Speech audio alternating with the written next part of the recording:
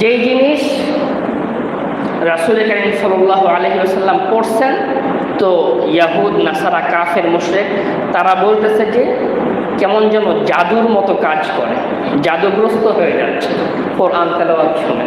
তো এটা এমন অদ্ভুত জিনিস। আপনি দেখবেন যত কথা আছে দুনিয়ায়, যত সুর দিয়ে যত গান আছে, সং, হ্যাঁ, সব কিছু আপনি শুনবেন লাগাতার 100 বার শুনবেন, এরপর আর ভালো লাগবে না। সর্বোচ্চ কতবার শুনতে পারবেন? 100 বার।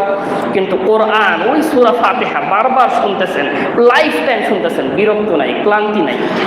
এক একজন এক একভাবে তেলাওয়াত করে, কিন্তু কোনো ক্লান্তি নেই। কিন্তু এর মধ্যে কোনো ইকোসিস্টেম নাই, সাউন্ড সিস্টেম কোনো আপডেট না, যেমন তেমন খালি গলায় তেলাওয়াত করতেছে। খুব ভালো সাউন্ড সিস্টেমও না, আমাদের মাইকের সাউন্ড সিস্টেম অত ভালো না, তারপরও মানুষ শুনতেছে। তো কোরআন এটা মুআজিজাপূর্ণ কিতাব, এটার কথা যত হবে তত ভালো মানুষের নিজের জন্যই।